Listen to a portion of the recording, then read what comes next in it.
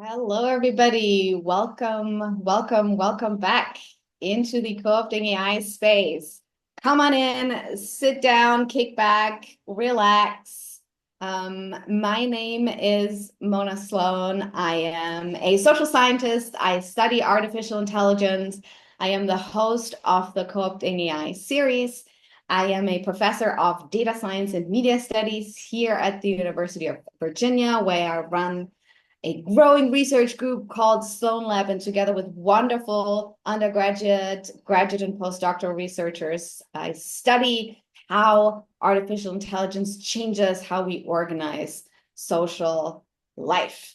Welcome to the last show in the spring program. We had a wonderful spring with conversations on museums and on privacy. Everything that we do with the Co-opting AI series is very generously supported by the Digital Technology for Democracy Lab team at the University of Virginia and the Institute for Public Knowledge team at NYU, and my heartfelt and grateful thanks to those folks. Now, before we begin, I want to acknowledge that the land where we at UVA learn and work is the homeland and traditional territory of the Monacan Indian Nation. We pay respect to the elders and knowledge keepers, past and present, and we also acknowledge and pay respect to the enslaved Africans, enslaved laborers, and free Black laborers who built the University of Virginia, as well as their descendants. Today's conversation turns attention to AI's underbelly, if you will, on AI's predictive properties and their entanglement with social classification and the allocation of resources. Today, we are talking about AI and debt. Of course, this is a potentially large frame, and I had to sit and think about this for quite a while. But if we think about a debt, which is the obligation or liability to pay or render something to someone else, that is a theme that permeates all aspects of our AI-infused lives. Just a few days ago, the US Copyright Office weighed in on the question whether training generative AI models on copyrighted works infringes copyright, and if so, if developers can claim fair use. In other words, whether or not AI companies are indebted to those who produce the data they train their models on. The Copyright Office sided mostly with the creators shortly after Register of Copyright Share Primitive was dismissed. Now, this episode shows how charged the question is of who owes what to whom in the age of AI. Debt, it turns out, describes big political questions we are grappling with. These questions also fold into speculations around financial futures. Many of the AI systems in use today are born out of liability and risk management processes. Companies use AI to predict risk, for example, in the context of lending, by predicting how likely somebody is to default on their loan. Often, this is staked on invasive data collection and consumer surveillance. Now, as we move forward in a world with AI, we must ask, do we owe AI or does AI owe us? Helping me think through that question today are two leading public interest technology thinkers and practitioners. Please join me in welcoming Simone Browne and Erie Meyer. Setting the scene today will be Dr. Simone Browne, who is an associate professor in the Department of African and African Diaspora Studies and the director of the Center for Women's and Gender Studies at the University of Texas at Austin. She is currently writing her second book, which examines the interventions made by artists whose work grapple with the surveillance of Black life. She's an APIC Advisory Board member and a People's Guide to Tech Advisory Board member. Her research broadly focuses on the social and ethical implications of surveillance, both AI-enabled and not. Examining potential algorithmic harms and tech equity in order to better understand the development and impact of AI Her research ranges from the environmental impact of electronic waste to the effects of increased pollutant exposure experienced by those living near data and fulfillment centers. She also is the author of a terrific book. If you don't have it, run to get it. It's called Dark Matters, The Surveillance of Blackness. Welcome, Simone.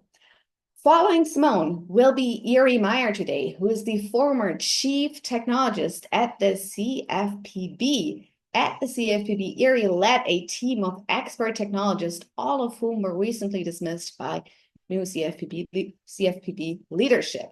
She recently filed an affidavit in federal court concerning the CFPB's records, data management practices, and the threat that mass data deletion would pose to the consumer protection work of the CFPB. She served on the implementation team that launched the CFPB and became a founding team member of the Bureau's Office of Technology and Innovation before joining the CFPB in 2021. She served as senior advisor to Chair Khan for policy planning and chief technologist for the Federal Trade Commission, and as the then Commissioner Chopra's technology advisor. Before serving at the FTC, she launched the U.S. Digital Service in the White House. You see how those two wonderful thinkers are absolutely well positioned to help us think through the question, who owes what in the age of AI? I'm going to shut up now and hand the virtual microphone over to Dr. Browne. Thank you both, Erie and Simone, for joining us today. Thank you so much, Mona, for this introduction and for convening this panel. I'm really looking forward to our conversation today. So I'll start here. When will we be paid for the work we've done? When will we be paid for the work we've done? These are lyrics from Minneapolis-born musical genius and sometimes copyright infringement dispute extraordinaire Prince Rogers Nelson, the purple one, or just Prince. The lyrics are from his cover of the Staple Singer's 1970 song, When Will We Be Paid? That song's lyrics tell of debt owed for enslavement and the afterlife of slavery, the debt owed for attempts at forced assimilation and the unpaid labor of making a nation, the debt owed for building the infrastructure of a state, or as the lyrics put it, we picked the cotton and laid the railroad steel, worked our hands down to the bone at your lumber mill. Tell me, when will we be paid for the work we've done? So I lead with these lyrics here as a way to question what is owed in the making of the infrastructure of artificial or machine intelligence, the creative work and intellectual labor of artists and writers that is used as training data for AI models to then generate art and writing and other slop. What is owed for the water that's siphoned off from the public realm to cool data centers? What is owed to the laborers who recycle our old laptops, cell phones, hard drives as discarded electronic waste? What is owed to the content moderators? Theft, uncompensated, and unseen laborers, or workers that are paid nowhere nearly enough for what they witness, what they redact, and what they moderate so that we can scroll infinitely and endlessly. There was a report published in Time magazine in 2022 about Kenyan workers who were outsourced to OpenAI at a rate of less than $2 an hour. They were tasked with labeling graphic content. The content was violent, it was racist and dehumanizing in order to filter this toxicity from ChatGPT. They do this so that we, meaning me and you, that are queries to that chatbot about our astrology charts or how to glow up for the summer or how to analyze our medical records, or even I might have maybe perhaps have asked it, what do you say in a bereavement card that you're not like, people don't know that you're that socially awkward. So I say this to say that I am also implicated in the use of these technologies. So OpenAI hired these laborers so that we, its users, wouldn't have to be subjected to racist, sexist, violent, transphobic, and other toxic content. Our sanitized queries come at a cost, the cost of trauma, the cost of precarious labor, and the cost of harm, all in the name of ensuring, as one ChatGPT spokesperson quoted in the Time magazine article put it, artificial intelligence that benefits all of humanity. We work hard to build safe and useful AI systems that limit bias, and harmful content. The we that work hard are apparently the unseen laborers. So let me further explicate the cost of building this so-called safe and useful AI systems by quoting from the Time report again. So the Kenyan employees of SAMA, or what became SAMA Source, the company that's contracted to label text and label images to build OpenAI's image generation capabilities, they do so at an hourly rate, as I mentioned, of no more than $2 an hour. Laborers in Accra, Ghana, who are contracted by Meta, have reported of working with images of beheadings, of people being skinned alive, and then not having suitable mental health counseling to attend to the experiences of these psychological harms on the job. As a report released last month from Foxglove, a nonprofit in the UK who's working with these content moderators, they stated that the grueling targets mean workers don't get to take a break when they've watched something traumatic like a beheading. They have to seek manager approval to step away from their screen to recover, and often the managers declines. They also found on the topic of gaslighting, and I'm going to quote here at length, Meta gaslights workers about the nature of the job. Every day, moderators are greeted with a screen saying, "Thank you for helping to protect Meta's platforms." Yet the moderators are told explicitly by managers that they don't work for Meta and must only refer to Meta as the client. This is despite the fact that they work every day using Meta systems, looking at Meta content, and moderating policies set by Meta. So when it comes to debt AI and what is owed, it's not only about the psychological trauma of gaslighting experienced by the often unseen laborers, there's also the use or abuse of resources such as water. So for the most part, I live in Austin, Texas, and Texas is a state where the power grid is, insecure at best. I was just telling Mona that it's like 105 degrees today, so we could see the power grid having a pressure placed upon it this week, quite early in the summer. So at its worst, it fails to the point where people have died in their homes during the ice storm of 2021. Right now, over 40% of the state of Texas is under drought conditions.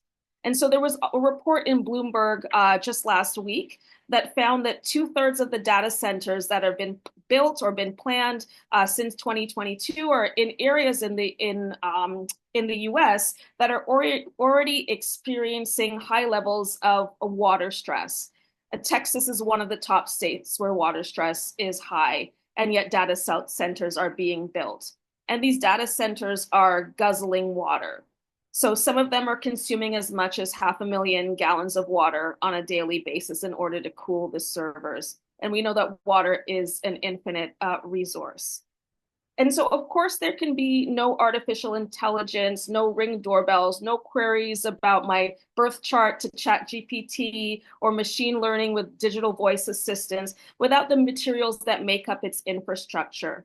And so when it comes to AI and debt, we have to contend with the ways in which electronic waste reveals the colonial underpinnings of the hardware that is deemed necessary in order for AI to operate.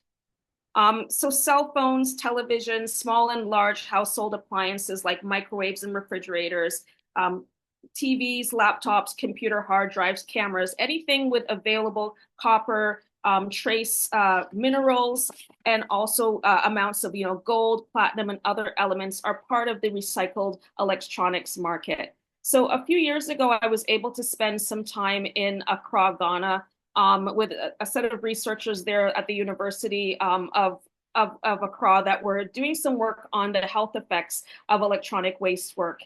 So these are the people that do the dismantling, the burning of these materials, are materials like the computer that I'm talking to now that get shipped to spaces like Accra, the Philippines, and other spaces.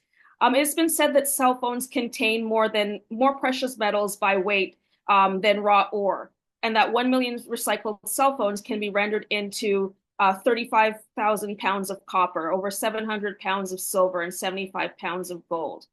So the outcome of the kinds of waste work include toxic exposure to elements such as lead, mercury, plastics, arsenic, toxins in the soil, and pollution of drinking water, and the livestock and food supply. have headaches, burns, respiratory problems, blurred vision. And so this is not only felt by people who do waste work as an occupation, but also the people that would reside in or go to school or shop that going about the business of life in Accra. And so when circuit boards are dismantled by hammer or wires or pulled apart by hand, you can see the atomized computer parts like the glass screens, the batteries, the acrylic resin, this kind of particulate matter of small gold or copper dust clouds is, part of the hazardous air. There is acrid air from the burning of high impact thermoplastics as well. One can't help but think about what it means to like inhale a computer or inhale a phone. The damage that it does to the lungs, to asthma, to the respiratory and cardiovascular health effects. When these things get atomized and then incorporated into the human body, I think those are also questions that we have to concern ourselves when we think about debt, AI, and the various infrastructures that make it up. Breathing in and out the exhaust of AI is deadly. The respiration of this computing exhaust is quite laboring. So when it comes to questions of debt and AI, it must lead us to the question of reparations and also repair. What can we learn from Belinda Sutton, a woman who was born in West Africa in what is now Ghana and later is enslaved in Medford, Massachusetts? She was the first formerly enslaved person to effectively petition for reparations for the forced labor of slavery. We can follow the lead of the content moderators with Foxglove, who are setting a legal case right now against a Meta. And so I began with a quote from Prince, and I'll close with one from his acceptance speech from 1999, the Yahoo's Internet Life Awards, where he said, "It's cool to use the computer. Don't let the computer use you." So thank you. And I'll hand it off to Erie. Thank you so much, Dr. Browne, for this wonderful setting of the scenes. I have very, very many questions. Before I hand it over to Erie, dear audience members, if you have questions, put them in the Q&A box. We will fold them into the later part of the session. So as soon as they pop into your head, pop them in. We'll hear from Erie and then we'll start to have a conversation. Thank you, Dr. Browne. Erie, the stage is yours. Wonderful. Thank you, Mona. Thank you, Dr. Browne. Thank you, UVA and NYU and the audience today, including at least 2 technologists from the Consumer Financial Protection Bureau I see in the crowd. Love you guys. I am Erie Meyer. You heard sort of the fancy parts of my background earlier, courtesy of Mona. That's great. I'm very proud of my professional accomplishments, but that's not actually who I am. Who I am is somebody who grew up in Columbus, Ohio during the height of the financial crisis. And at the time, I was working at the Ohio Attorney General's office, and I was a tech person helping put a complaint system online for the very first time. So you didn't have to drive downtown or call someone and try and get help. And during that process, I was meeting with a number of consumers who are having a hard time, wanting to talk about things like cars being a lemon or, a contractor double charging you. And instead, every single person I spoke to was describing a horrific set of circumstances around their home. They were there to talk about foreclosure. They would say, my mother can't get a call back from her bank. My sister asked for help and the company has lost her paperwork 10 times in a row. Can you help me? Can you help me?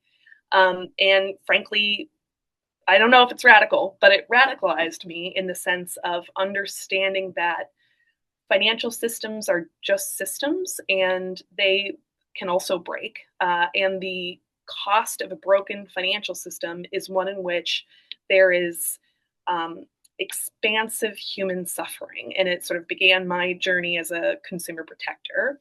And I think that's relevant to today. I want to talk about 4 patterns we have seen in debt in the age of AI. The first is increasing costs. Second is increasing pain.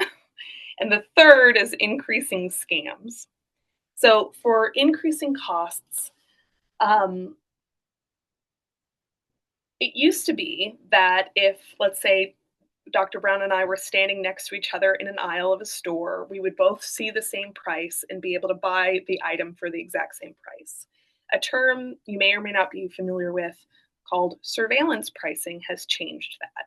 And what that means is you may have seen in the news instances where, somebody's trying to call an Uber, it's late at night, their phone battery is almost dead, they're somewhere remote, and because of those conditions, the price they're quoted for a ride is higher because they know they have to pay that number.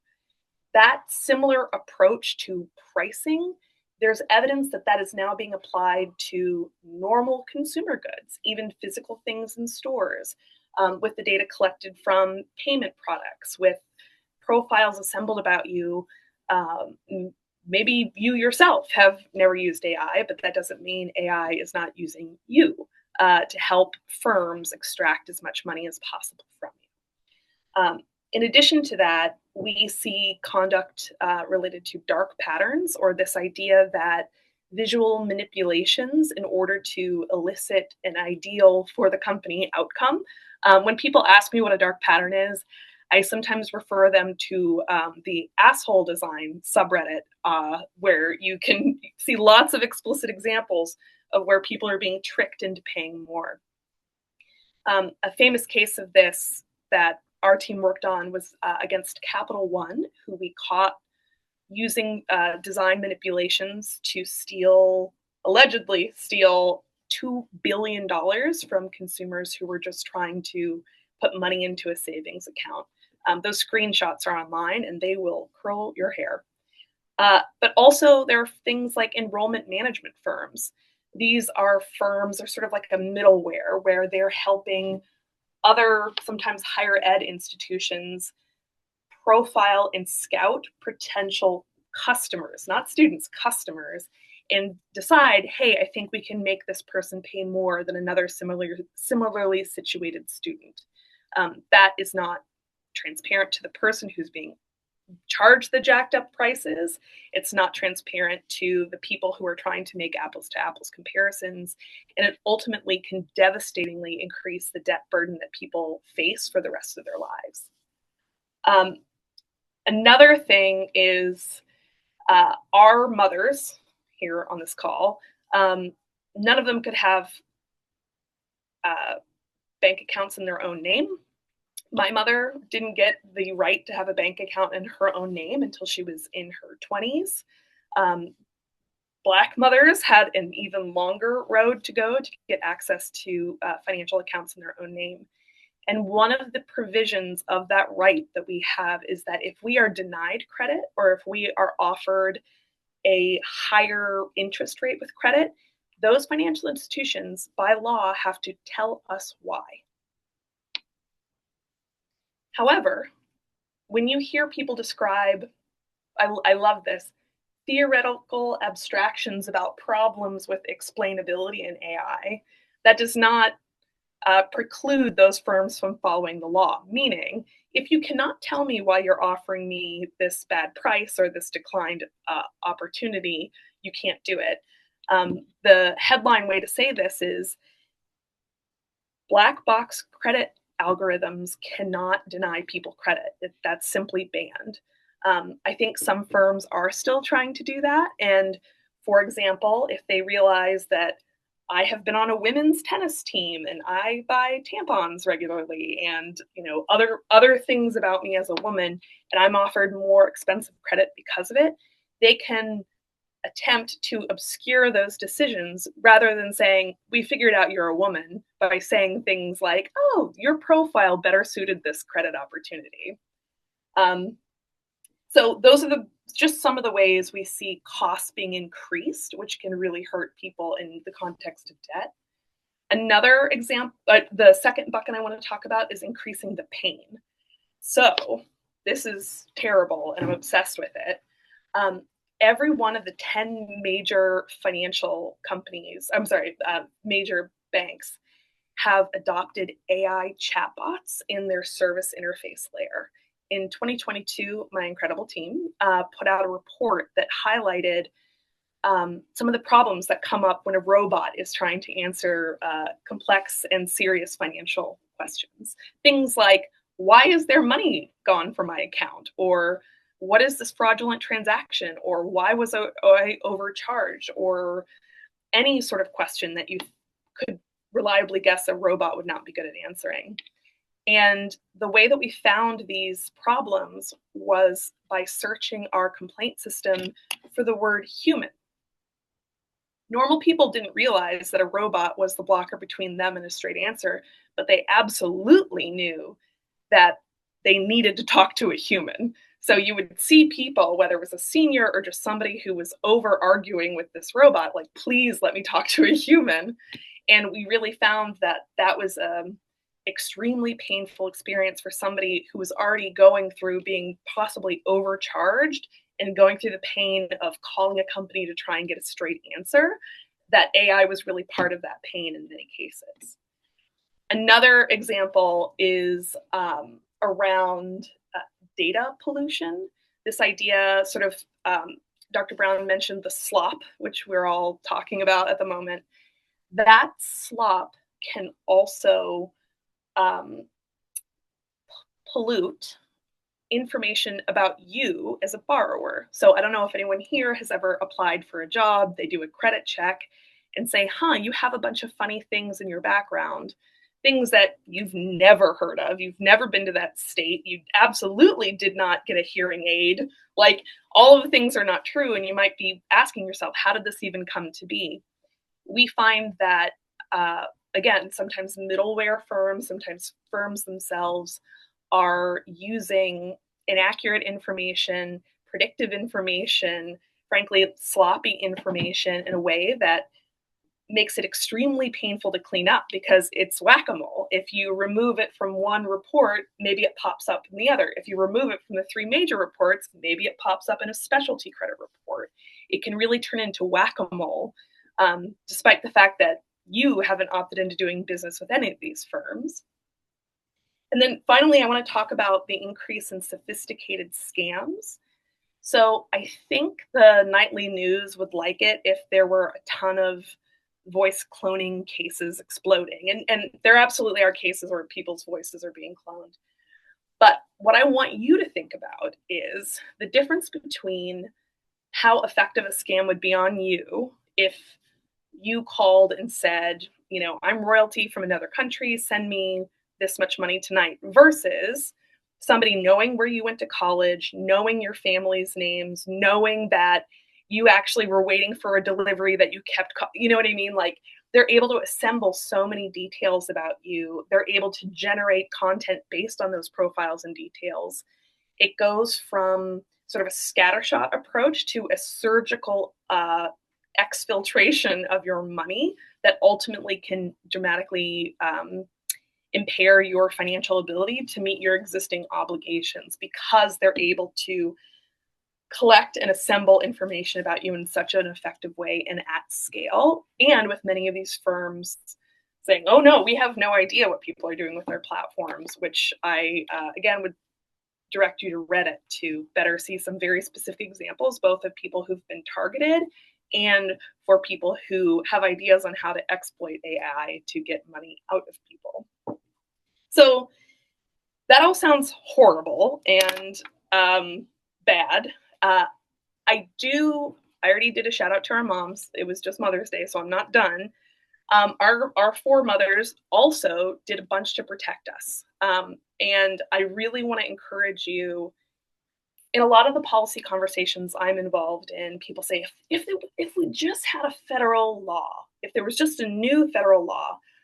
And in some of these conversations, I'm sort of thinking back to the women in the 50s, 60s, 70s, 80s, 90s who fought and won really important work protections, consumer protections, and civil rights protections on the books today. And I want to encourage you to reject the notion that AI, for some reason, doesn't have to comply with those existing protections. If an AI rejects your credit application, that they still have to give you a reason, or that itself is against the law.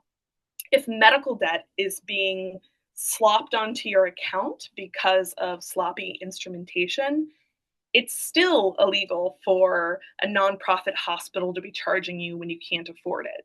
If a company is, through any sort of instrumentation, AI or otherwise, hiding important details about financial products and services and taking unreasonable advantage of you, that violates something called abusiveness.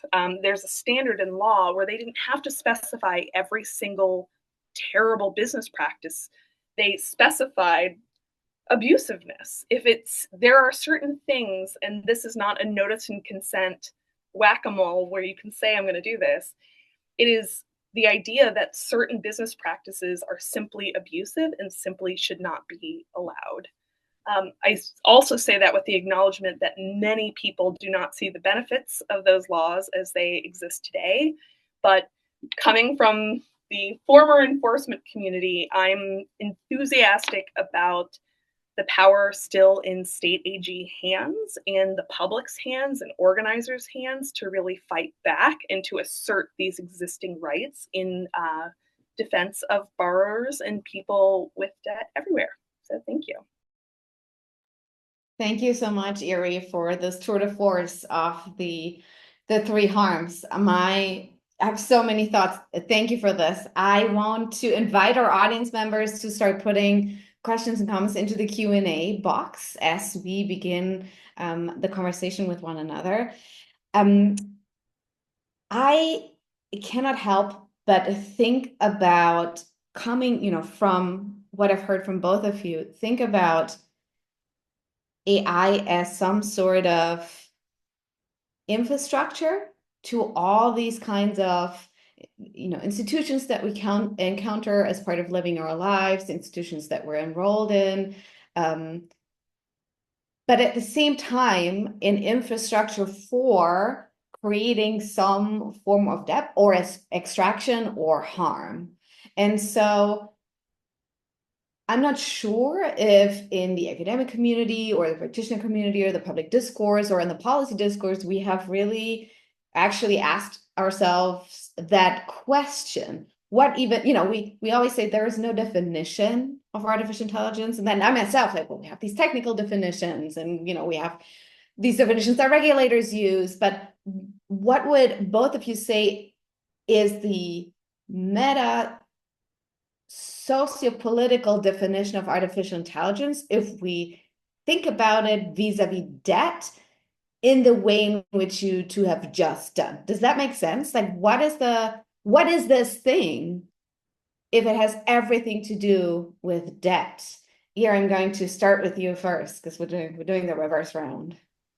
So I have a very crisp definition for artificial intelligence, and I'm borrowing it from Director Rohit Chopra, former director of the CFPB, and it's that AI is a marketing term, right? Like, this is not a new discipline in computer science. This is not restricted to just one set of technical protocols.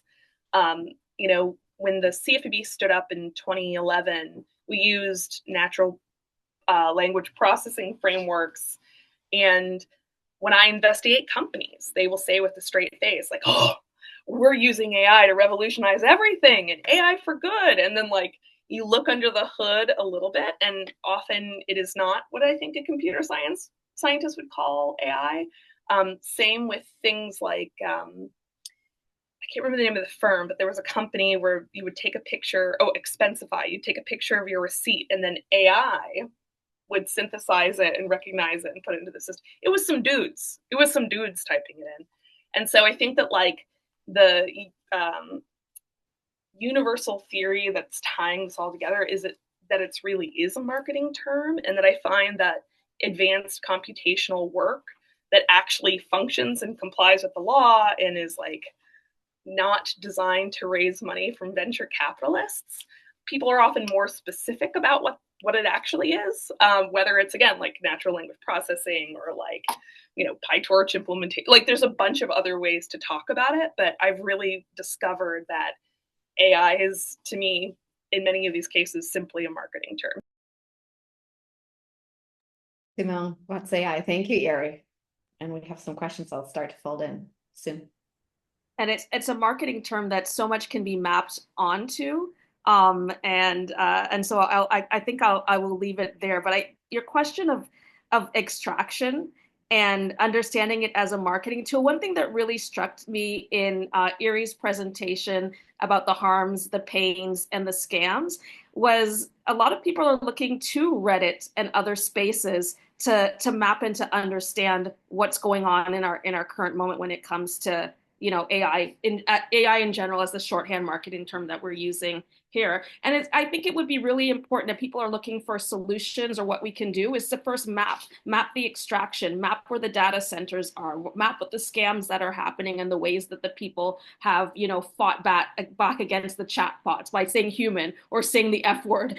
How can I swear and get to speak to someone?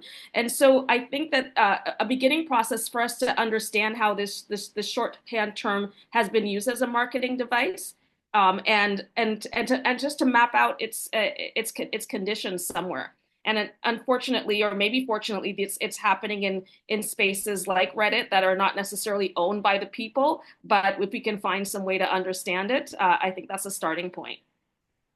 Thank you for that. I'm gonna take chair's privilege and ask a follow-up question to both of you. And Simone, I'm gonna stay with you for this one.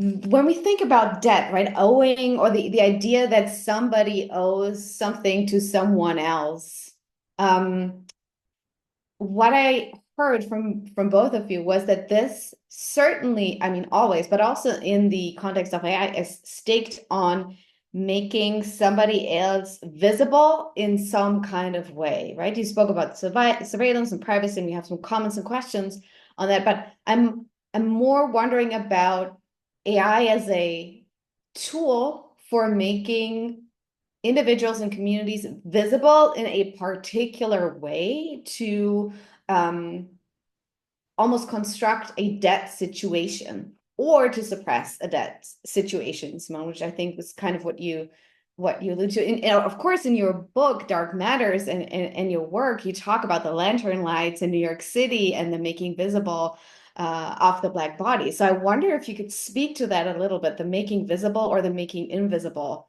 in this debt relationship, or in order to make it a debt relationship, if you will. I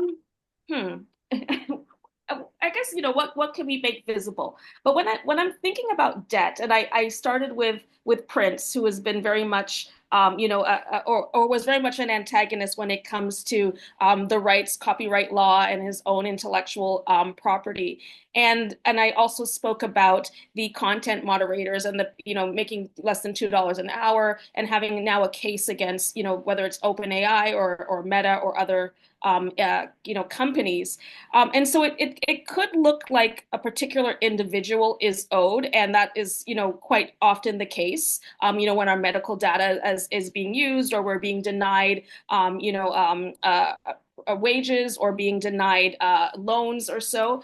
But it's also about what is the debt to the public? What is the debt to our public resources, our libraries, our streets, our roads? These are the kinds of returns on AI, or on whatever the case is, the money that's being made by, say, whether it's Uber or Facebook or other companies in really changing the city, or changing the country, changing our landscapes. And so I think the debt is to it's to make it visible, make the extraction visible, but also a reckoning that the debt is owed to the public goods and the public infrastructure as well too. Thank you, Simone. That resonates a lot with some of my thinking, but I also, Erie, that sounds like some of the work you've been doing at CFPB, right? Answering those questions, making things and relationships visible using technology, but also making relationships that are mediated by technology visible. Can you speak a little bit about that? Yeah. One of the things that is really important about my former agency is the Consumer Financial Protection Bureau. It was built after the financial crisis when a bunch of things broke. And one of the things that's important about it is it's not just looking at emergencies, but it actually does supervision of firms as they're conducting business. So I sort of explain it like, if calling 911 for the for a fire truck to come and put out a fire is sort of like, oh no, something's wrong, versus sort of a smoke detector in your house, just over time seeing what's going on. And I think being able to get under that hood and really get rid of the abstraction layer and understand exactly what has gone into these calculations, how are they made, what data have these things been trained on or been informed by, what are the alternatives? I think, and others have said this before me, there's an extraordinary amount of bloat, chip bloat, right? Like DeepSeek has brought forward just one example of way of decreased computing power can still return really important work. And I think the same may be true, whether it's in financial services or other sort of essential interactions that a normal American has, whether it's with any sort of company or part of their lives. I don't know if we need things to be invisible and, with unfathomable levels of compute as opposed to accountable, specific, plain language, not disclosures, but explanations that are meaningful.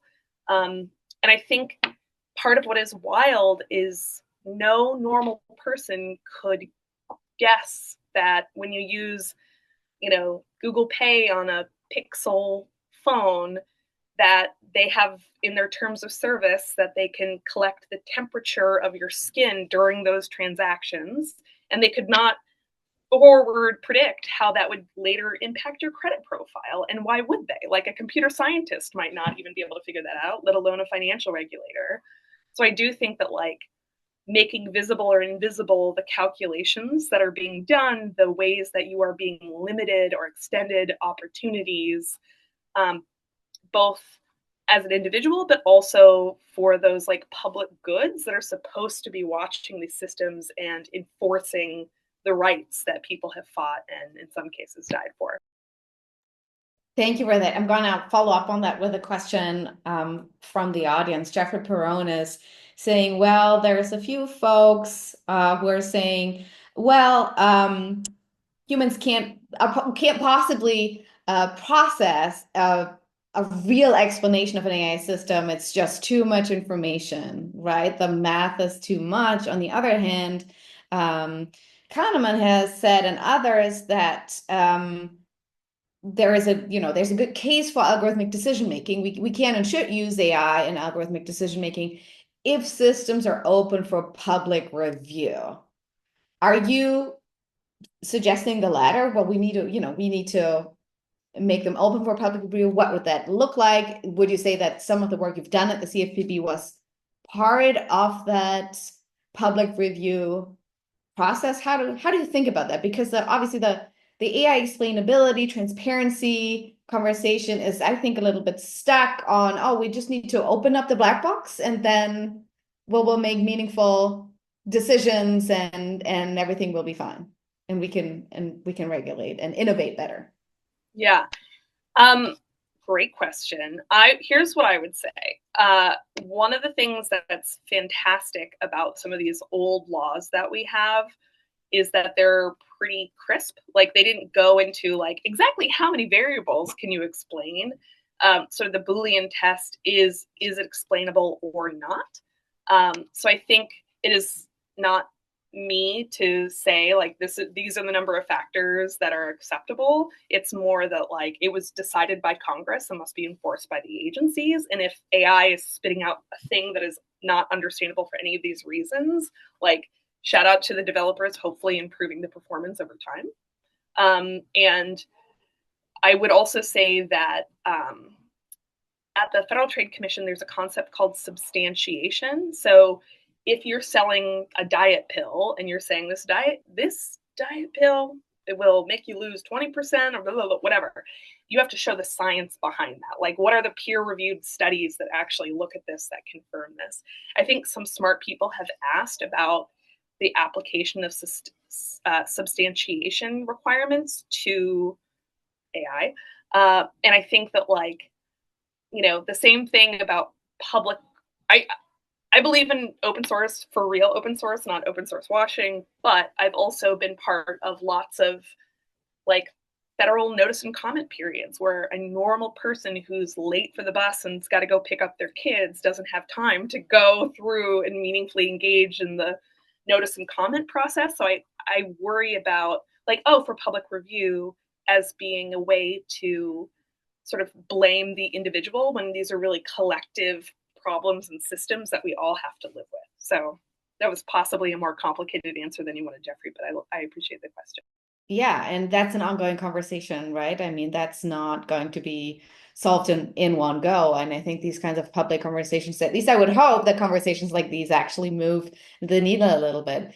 Simone, we have Tracy Valcourt, who also is an educator and is talking a little bit about the AI Kool-Aid that's been drunk at universities, AI in the classroom, and questions around consent for AI use in the classroom. As an educator myself, I've faced these questions. I'm being asked these questions by my peers, by leadership, and so on.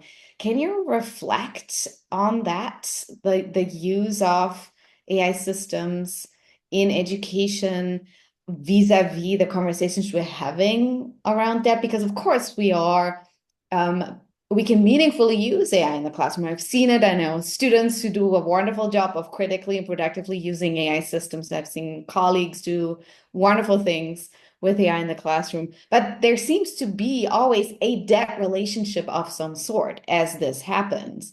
How can we think about that critically and productively as educators in the classroom?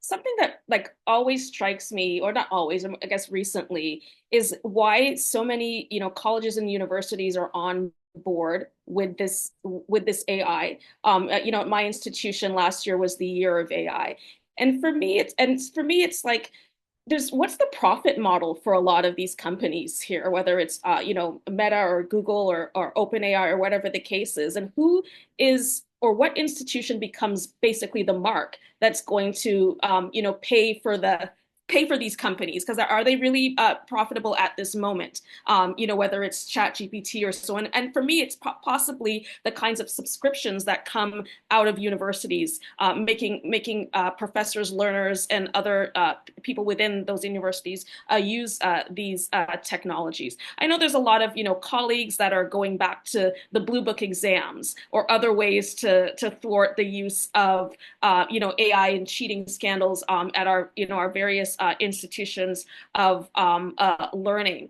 But I do want to go back to something that Erie mentioned, and maybe I can tie them both together, is the question of, or the idea that when you go to use your Google Pay and the heat from your hand, and all the time that we sign on to Zoom or we use our phone, we have these things called terms of services, or consent forms that we basically don't read or can't read or don't have the time. And I wondered if they could be subjected to the same type of substantiation that you had mentioned. Like, is there a way to say that there's no need for all of these kinds of things that are written into these terms of service just for me to send a text message? And is there a way that could be something? And I know you talked about the idea of, like, open source washing, but can we have some consent, some rights of refusal, some rights to take back our data?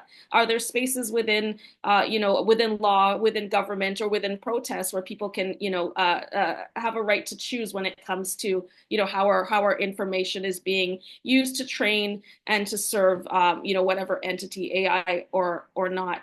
And so when it comes to education, I think there's a time to pause and to slow down and to opt out, especially when we think about the resources that a lot of these technologies are taking basically from the public. The resources in terms of energy, in terms of water, in terms of our own kinds of conversations that we can have with each other face to face. As well too. So I think there's a resource about our own humanity and when it means to learn and to ask questions. Absolutely. And it seems that universities are actually well positioned to ask that question. And I at least my students seem to be very keen to ask some of these questions and to actually work on those. I think there's something around generational practices, knowledges, and so on that we're not really acknowledging as we grapple with that. But I want to bring our audience members more in. I'm going to ask a question from Felicia Jing, who is asking both of you about how our critique of AI must distinguish between AI as a threat from within versus without. So what happens when AI becomes the means of the public governance of debt, such as the IMF's use of algorithms to assess a country's ability to manage its debt? They say, just as we can't leave the private sector to self-regulate, the problem of self-regulation seems to be a wider concern as AI and algorithmic systems are increasingly embedded in formal government entities. How do you think critical scholars should respond to this? Erie, I would love to hear from you first, and then Simone, I'm so curious about your thoughts on this as well. Excellent question. I would say I want to answer this in two ways. First is that I recently submitted a declaration in a lawsuit against the Social Security Administration that addressed the potential exfiltration by members of DOGE of critical and personal information of seniors who receive Social Security, and specifically the application of AI on that personal information. It is devastating and brutal, the idea that untested and unvetted tools and applications are being applied against a population that cannot opt out and has their most sensitive information splayed out for people who maybe have not even taken the oath of office to manipulate. But I also want to acknowledge that government is not an innocent party in the oppression of people with their data over time, even before this current era. I think it is, as somebody who both believes in justice and also believes in my country, I turn to one of my heroes, Shirley Chisholm, a woman who dared to be herself in the 20th century and was also the first Black female member of Congress. She had a saying, which is, I don't love my country for her achievements, but for her potential. And so in my mind, I think the federal government should be numerate. We should be using computer science.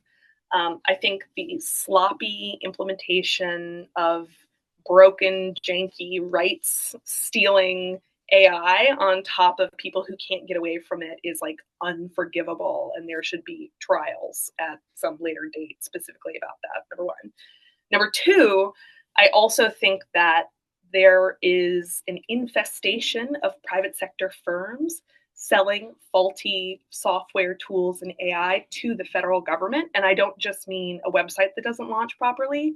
I mean facial recognition companies saying like, oh, I can spot a terrorist doing some sort of creepy, facial feature mapping that they simply cannot. I think that there's, parts of the Department of Justice that should be looking at the fraud being taken against the federal government by selling them AI that can do things that it absolutely cannot. So I think that's a really important dimension to watch closely. Thank you for that, Erie. Simone. I totally agree with that, and to have parts of our government or parts of even public figures, or maybe just to get back a little bit to the question, I'll start again there. This kind of trust in AI and the system is something that really needs to be honed in on, or sorry, what I mean to say is, if the IMF is using AI or algorithms to monitor or to make decision making when it comes to loans or whatever the case is, we also have to continue to push to have people on the ground. And so you see that there's a lot of funds being withdrawn for researchers from who had funds out of USAID or the NSF or whatever the case is. That still needs to be done, because there are moments, there are spaces where we recognize that the decisions that are being made by AI or algorithms are being done, as Erie put it, by faulty products, by products that are not giving us really what's happening in these countries that the IMF is. So I think that's my kind of answer to that question, is to look for the faults in the system. To still have people on the ground doing the research. And I think I don't know where that money is going to come from when you see that there's been so much cutting back of research and calling it from the state. But we still have to have those questions answered for us. Yeah, and that's these questions remain, right? Yes. Like Yeah. the questions that remain. Yeah. I want to sort of stay with debt in terms of finance just for a second, because we have some questions around that.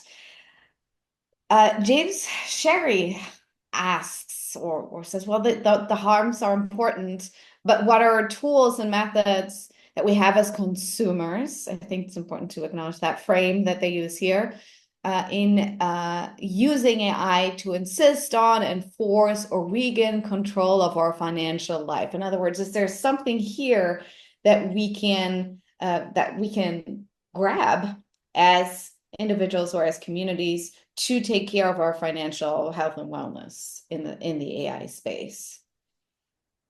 I don't know if I have an answer for that one. With what particular tools to have. I think, yeah, I don't know if AI can help us when it comes to, gentrification and people being denied, health care and the debt that comes from that. And so I think that some of the larger questions are about, our rights to education, to health, to clean spaces to live, and to be in community with each other. But maybe there are tools that can help us get better credit ratings or can like clean off the slop from our things. But I think we have to, think about the broader questions of who has access to the things that a state should provide. And that would be health, education, and well-being. Mm-hmm. Mm-hmm. Thank you for that. Yeah. Erie, I mean, you probably thought about this, right? And built maybe some of the stuff, maybe Yeah. pre-AI? So I would say several things. So the first is okay.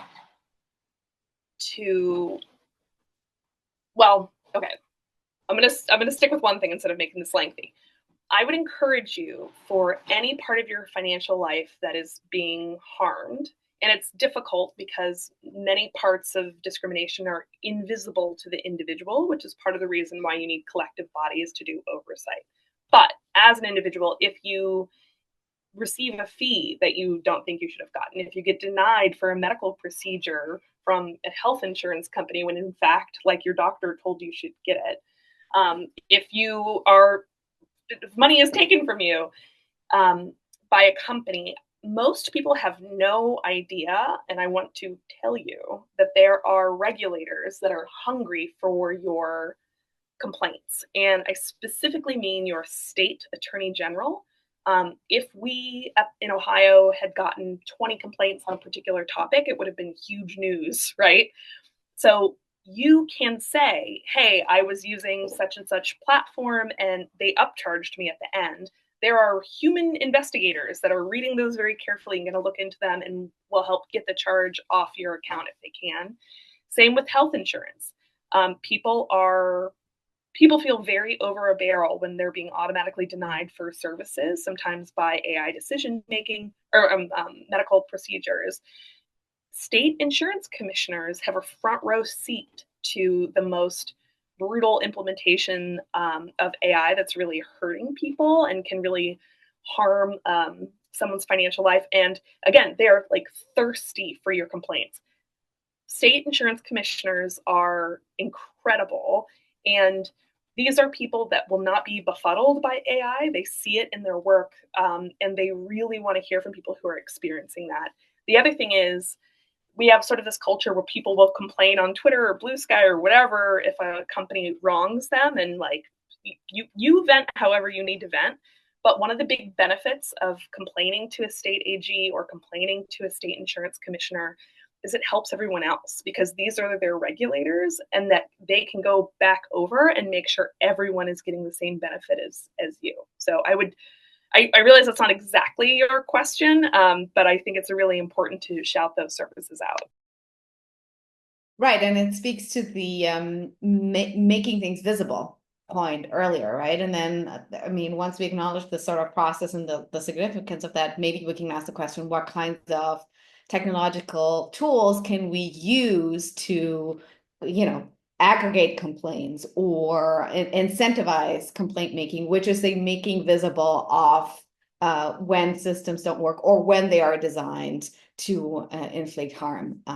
Potentially, yeah. Thank you so much. I'm going to switch gears just for a second, because we just got a question that has to do with copyright that I'm keen to ask.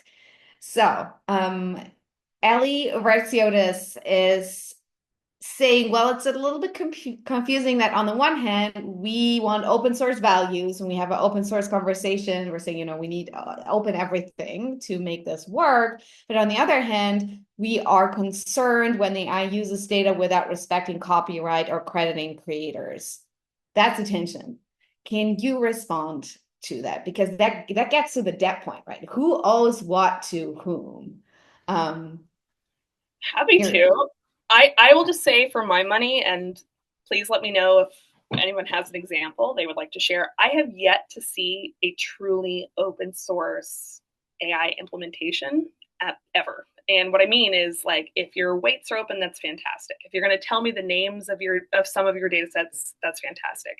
But I think part of the reason people don't truly use the open source model for AI, even if they say they aspire to, is specifically because of that question. They don't want to credit the source of the data. They don't want to explain how the things were actually trained. They don't want to explain the benchmarks.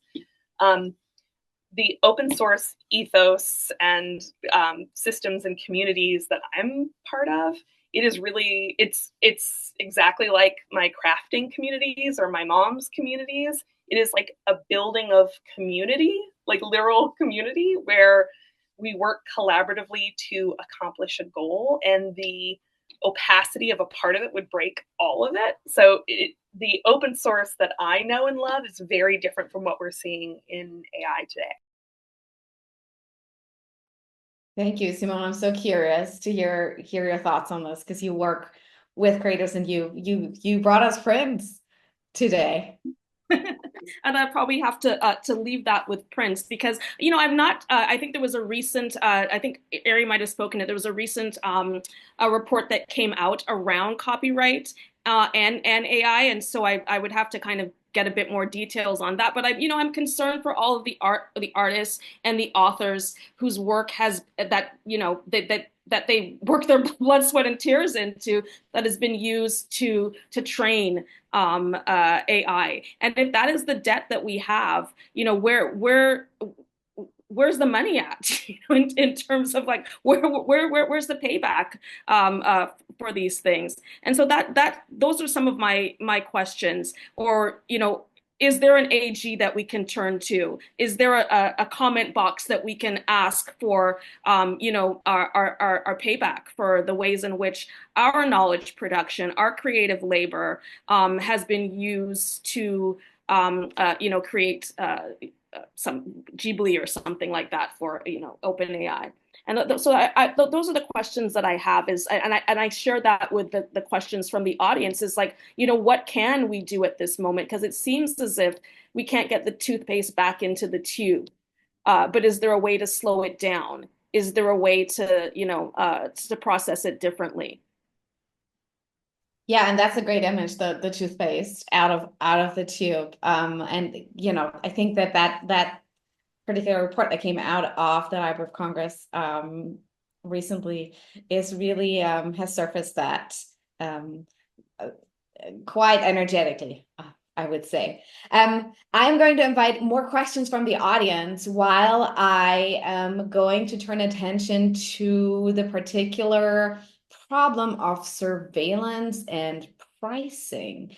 And Simone Barras is asking, where can I find information around that? Can you explain this more to me? How can I bring this conversation around surveillance, pricing, and AI into my own communities, my families and friends? So I'm going to ask that question. I'm going to add on to that.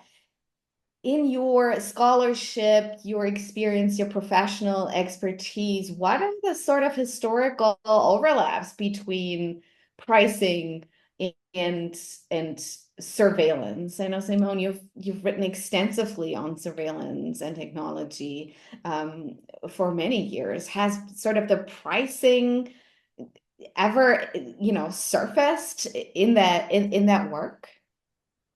Perhaps not in my work, but in others. I think that was the question from Simone Barrows, and I wrote down their names so I can, email them. But, as we were talking about that, I kept on thinking of I use my CVS card like it's, and the ways that, the coupons come, there's a very long receipt that you get, but there is a way in which my shopping habits have been tracked. And I'm encouraged, I'm incentivized often to just buy things that I don't need. And for many folks, whether it is the use of, iris recognition or facial recognition, one place that we can look to, I know Simone asked the question about how can I share this with family and friends, but we can also look at like what kinds of products are being patented right now when it comes to the aisles of the various stores in which we shop in that might then scan our movements or our body heats or the and then price things based on individualized consumers. When we're asked to, do a palm print at Whole Foods or any type of Amazon store, what are some ways that convenience gets sold to us, but our data, our body data, is being, traded, shared, rented from between companies? And so it's often that, we have to, maybe ask questions about convenience, about refusal when it comes to biometric technologies when they're linked into, shopping and selling. But I think maybe Erie had raised that point about surveillance pricing, and so maybe you might tell us how we can. Yeah. Erie, yes. Where to read about it, what to do.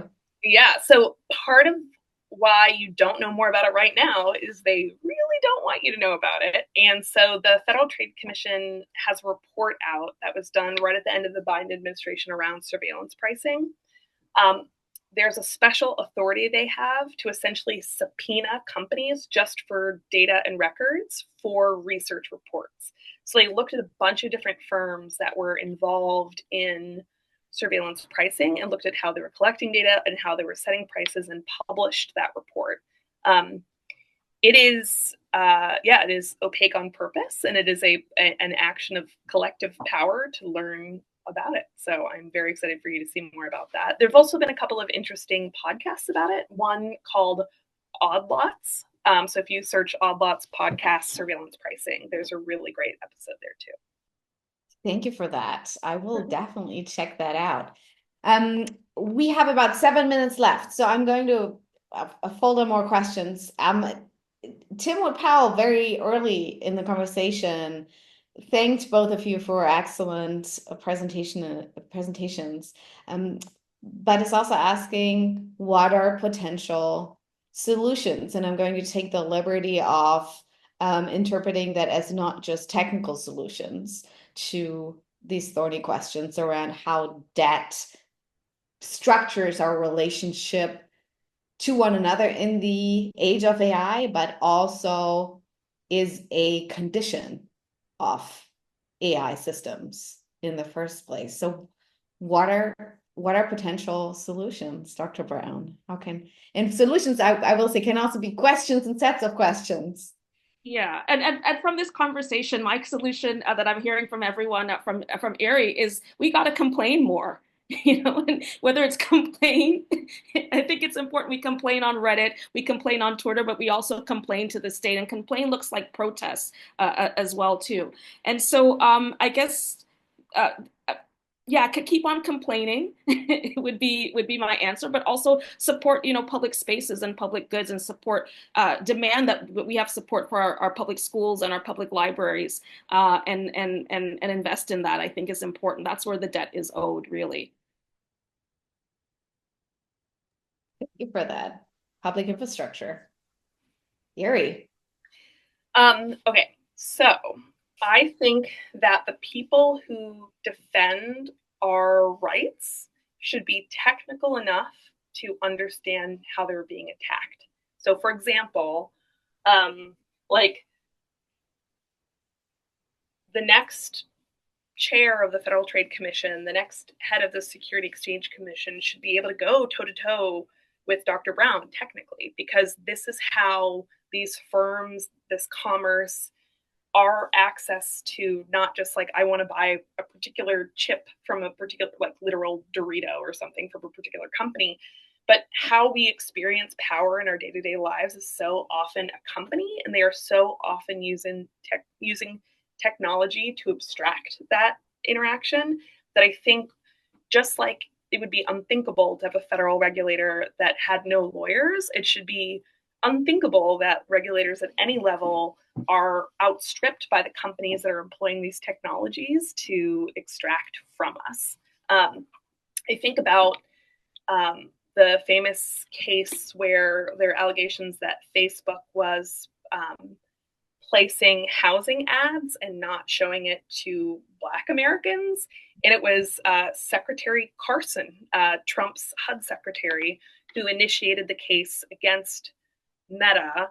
And the initiation of the case absolutely needed to happen. And it was wrapped up during Biden. Unfortunately, during Biden, they announced this settlement. They were going to make this technical change.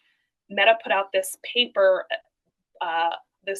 technical paper about the change, and it sort of was a bunch of marketing speak. And then they had a section, I swear to God, technical limitations, and you read the technical limitations, and it says, while of course we can correct between Black-white disparity with this system, and we obviously can't do that in multi-dimensional disparities, meaning that if it's a white man versus a Black man, we can do it. But if you're a Black woman, you're out of luck. If you're a woman who's over 40, you're out of luck, and on and on and on. And it was presented as sort of a, like, don't look over here, this is a technical limitation, as opposed to like a fundamental identity that many, many millions of Americans have, and in fact, already won civil rights to protect in housing decisions. Those kinds of things cannot sneak past regulators anymore. And I think it's devastating they have to this point. Thank you so much for that. I did not know that. I will look that. I will look that up. And it comes back to the making visible of things, right? Yes, Making things visible, looking closely, which doesn't necessarily mean looking at, not only looking at the terms and conditions, but really peeling back the layers and questioning what is being said here and in what ways is technical black boxing obscuring these sort of constructions of debt relationships, right? I'm going to ask, what are the next steps that you are taking in your professional, personal lives, Dr. Browne and Erie Meyer, with regards to mediating your relationship with artificial intelligence and sort of the debt framework that is sort of hovering over it every day? Are you not using the phone? Are you, no longer doing the astrology, Simone, with chat? What are your personal sort of consequences that you're drawing? I'm leaving here today thinking about the importance of archiving all of these reports that have come out, making those things publicly available and how we can support that. I guess in my own work, I'm interested in the ways that people are using ring cameras.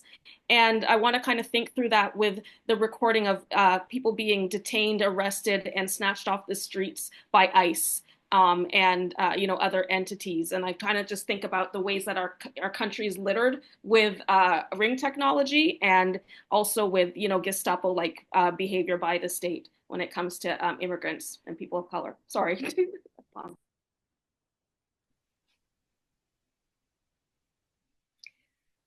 Erie, next steps. What are you thank you, Dr. Browne. Erie, you're the technologist. Yeah, I would say, so in my personal life, I am a data fatalist. Like, I am, as a former regulator, very aware that they violate their own terms of service. So I'm one of these people who's got locations on her tweets. I've given up for my own personal safety. But I want to fiercely align with collective action to assert the rights we've already won. I think this time is really scary for a lot of people. And I think figuring out our strengths and what we can offer and where we can be in community. And I am dedicated to being in community with people who are trying to make the rights, again, our foremothers won, actually come true.